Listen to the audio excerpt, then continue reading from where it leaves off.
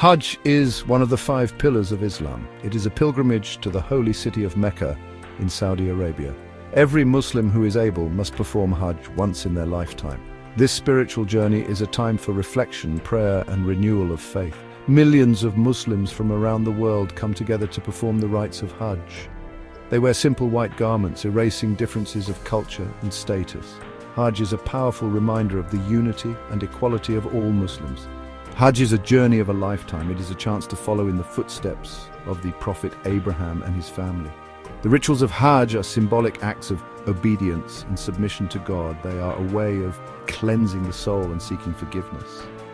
The experience of Hajj is deeply moving and transformative.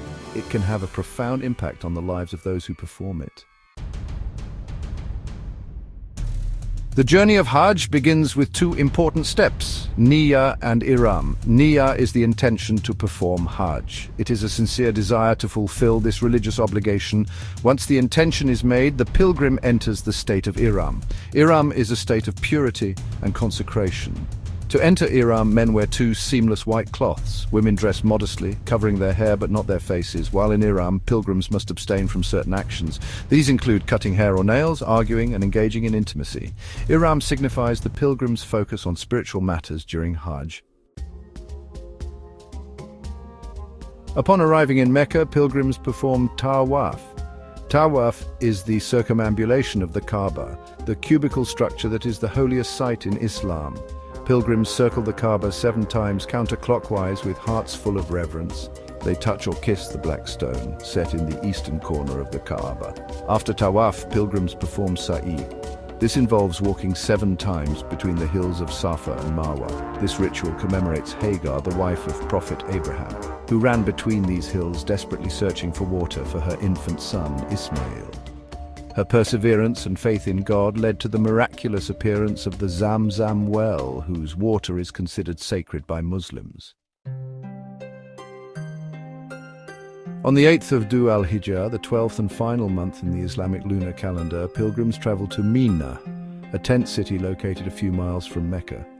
This journey marks the beginning of the most physically demanding phase of Hajj. Millions of pilgrims make their way to Mina, testing their patience and resilience. The stay in Mina is a time for prayer, reflection, and supplication. Pilgrims spend the day and night in Mina, preparing themselves mentally and spiritually for the day of Arafat, considered the most important day of Hajj. The atmosphere in Mina is one of shared purpose and unity, as Muslims from all walks of life come together in devotion. Section 5, the day of Arafat, standing before God. The 9th of Dhu al-Hijjah is the day of Arafat. On this day, pilgrims make their way from Mina to the plain of Arafat, where they stand in prayer and supplication from noon until sunset. This is the most significant ritual of Hajj, a time when pilgrims feel closest to God. Standing on Arafat is believed to be a preview of the Day of Judgment. Pilgrims raise their hands in prayer, seeking God's mercy and forgiveness. They repent for their sins and make promises to live a life of righteousness. The Day of Arafat is a profoundly moving and spiritual experience, a culmination of the Hajj journey. Section 6. Muzdalifah and the stoning rituals. As the sun sets on the day of Arafat, pilgrims move to Muzdalifah, an open plain between Arafat and Mina. Here they pray and collect pebbles for the stoning rituals that will take place over the next few days. The pebbles symbolize the rejection of temptation and evil. The stoning rituals take place at the 3 Jamarat, stone pillars representing the devil. Pilgrims throw 7 pebbles at each pillar, symbolizing their defiance of Satan's temptations. This act is a reminder of the Prophet Abraham's rejection of Satan's attempts to dissuade him from sacrificing his son Ismail as an act of obedience to God. Section 7. The Sacrifice and Farewell. On the 10th of Dhu al-Hijjah, Eid al-Adha, the festival of sacrifice, is celebrated by Muslims worldwide. Pilgrims commemorate Abraham's willingness to sacrifice his son by sacrificing an animal, usually a sheep or goat. The meat is distributed to the poor and needy. This act of sacrifice signifies submission to God and willingness to give up what is dear to us. After the sacrifice, pilgrims return to Mecca for Tawaf al-Ifada, another circumambulation of the Kaaba. This marks the completion of the main rites of Hajj. Before leaving Mecca, pilgrims perform Tawaf al-Wada, the farewell circumambulation of the Kaaba.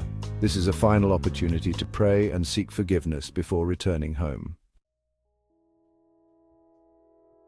Section 8, Hajj 2025, a focus on Pakistan and Morocco. Hajj 2025 preparations are underway with a particular focus on enhancing the experience for pilgrims from Pakistan and Morocco.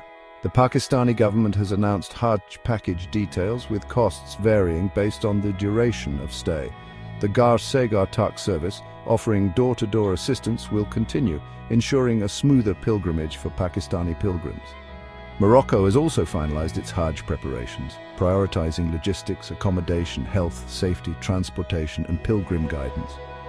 Both countries are working closely with Saudi authorities to ensure a seamless and spiritually enriching Hajj experience for their citizens.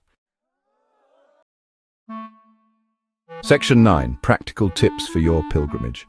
Preparing for Hajj requires physical and spiritual readiness. Here are some practical tips to make your pilgrimage smoother.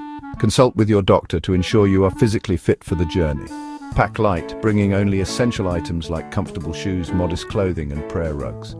Familiarize yourself with the Hajj rituals and their significance beforehand. Stay hydrated and consume nutritious food to maintain your energy levels. Remember, Hajj is a journey of patience and perseverance. Be prepared for crowds, long walks, and challenging conditions. Embrace the experience with an open heart and a willingness to learn and grow spiritually.